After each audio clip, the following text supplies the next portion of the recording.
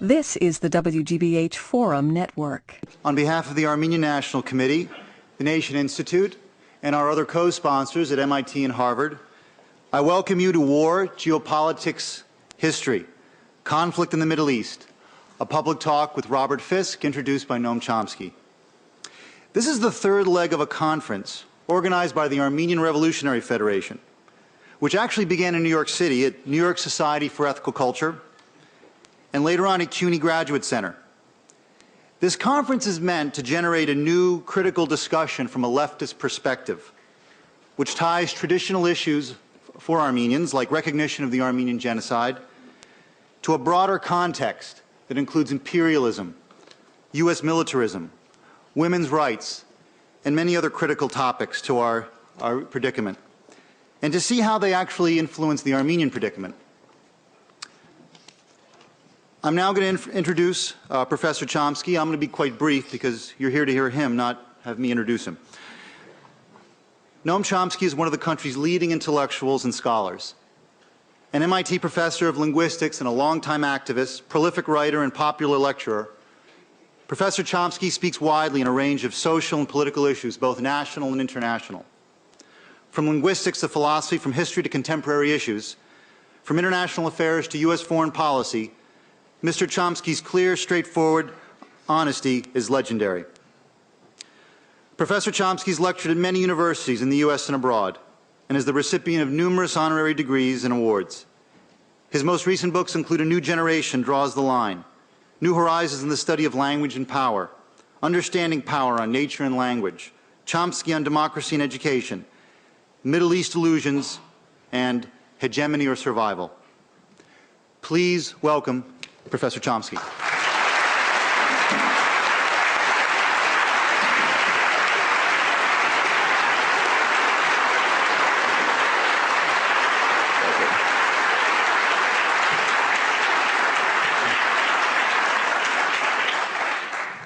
A couple of weeks ago, I had one of many interviews, and this one happened to be on New Zealand radio, and it was about the hottest topic of the day, namely the Middle East. And the interviewer mentioned that he'd just run a marvelous, highly informative interview with Robert Fisk, and he asked where Fisk's regular columns, reports, were published in the United States. And I had to say regretfully that I didn't know of a single one within the mainstream. And quite properly, he didn't believe me, so I suggested that he do an internet search, and you might try it. It will be highly instructive. He was right to be amazed for two basic reasons.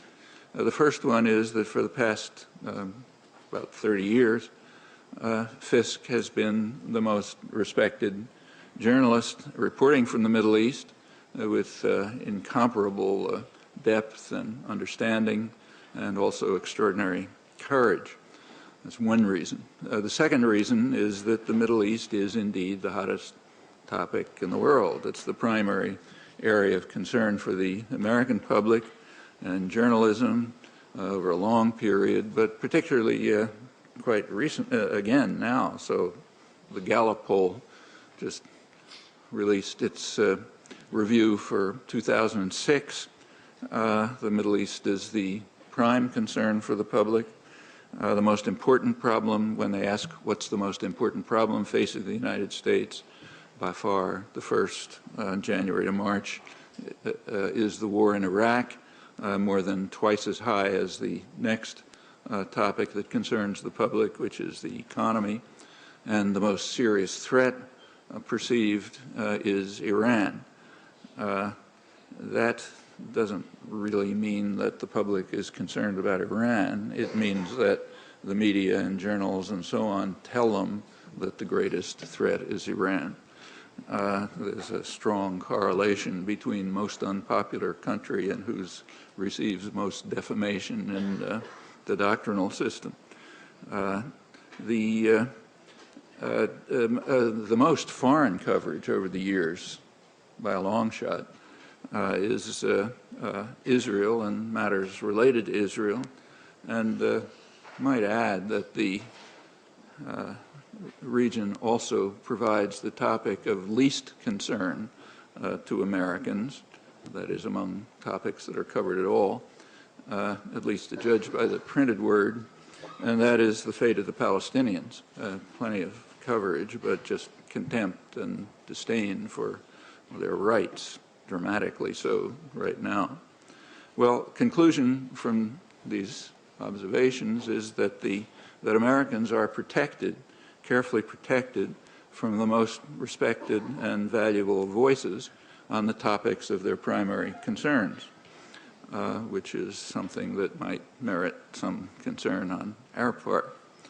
The only comparable example that I can think of is the complete exclusion from the media and journals of Dennis Halliday and Hans von Sponeck.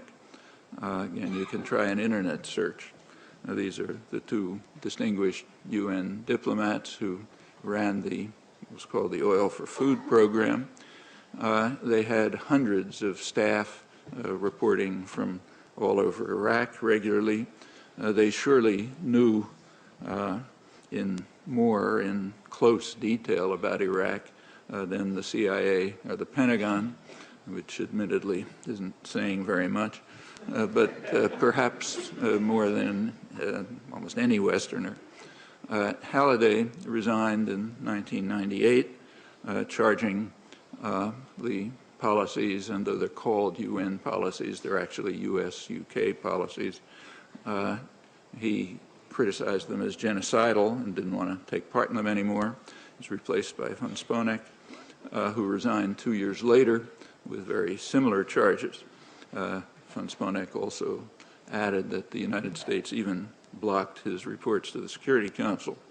But we're lucky the information system in the United States protected the U.S. population from understanding the reality of Iraq and their own massive crimes from the best sources they could obtain, counterpart to protecting them from the most important journalism. Well, you'll soon be able to learn about von Sponeck's, about his detailed revelations, very detailed, in a book that is finally supposed to come out in English. It's been out in several other languages. And right now you can discover what you've missed in Robert Fisk's reporting over the years in his monumental book, Great War for Civilization, which just appears. It records his remarkable career and also goes back into plenty of historical background, historical roots, including World War II, and particularly the Armenian genocide and the ways in which it's been barred from history. Actually, it's not really a book for reading. It's too rich and dense for that, and much of it is too painful and horrifying to be able to tolerate for a long stretch. It's really a book to immerse yourself in, repeatedly letting its awful lessons sink in. Now, I don't want to take away from the opportunity to hear Fisky, as he's called by colleagues, so I learned from the book. So let me just mention three of the rich store of searing episodes that he vividly portrays in the book, the merest sample and very relevant to this moment, though they're from the past. The first incident that I want to mention is the case of the USS Stark. That's a U.S. missile frigate. It was part of the U.S. fleet, which was providing vital support, turned out to be decisive support, for Saddam's murderous aggression against Iran, which killed nobody knows how many hundreds of thousands of people or more. In May 1987, the Stark, patrolling in the Gulf on behalf of Iraq, was hit by two Exocet missiles. It killed 37 crewmen. It was known instantly that the attackers were the Iraqi Air Force, an Iraqi jet. and President Reagan, in fact, did make an impassioned statement about it, namely that Iran is the villain of the peace. Well, that ended that story. Saddam Hussein was absolved with apology for regrettable incident. And the example, which is discussed in detail in the book, is quite revealing.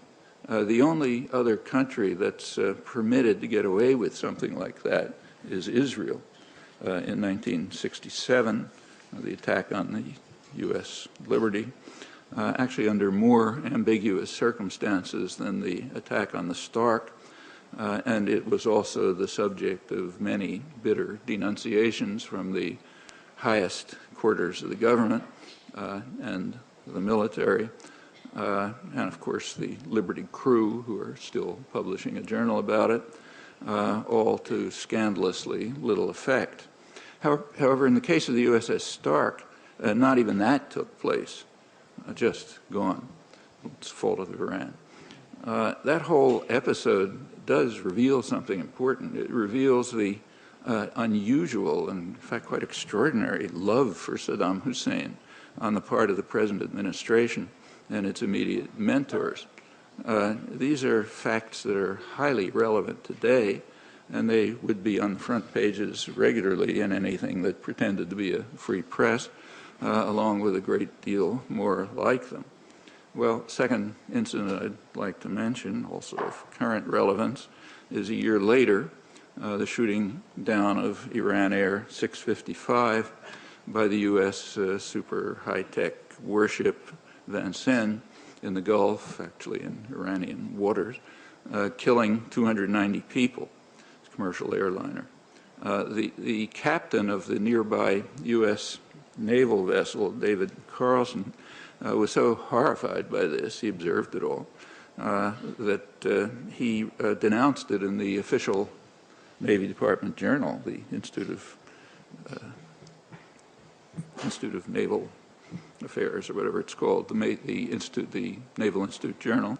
He denounced it. He wrote there that, in his words, he wondered aloud in disbelief as he observed the downing of what was obviously a civilian airliner taking off from an Iranian base in a commercial corridor, perhaps, he thinks, out of a need to prove the viability of Aegis, its high-tech missile system.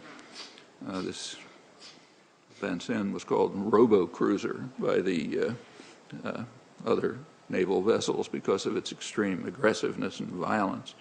The same journal, Naval Institute Journal, published an acid review of the Navy Department cover-up of this. The review was by a retired Marine Corps colonel and military historian, David Evans. In it, he quotes a high military officer who was attending the official hearings, the whitewash, and he concluded that our Navy is too dangerous to deploy.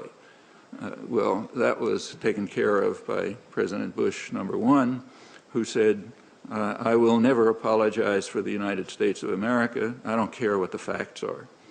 Takes care of that one. Turned out he was not the only one who didn't care what the facts are. I learned from the book that Fisk's very dramatic report from the scene was too much for his newspaper to handle, the London Times.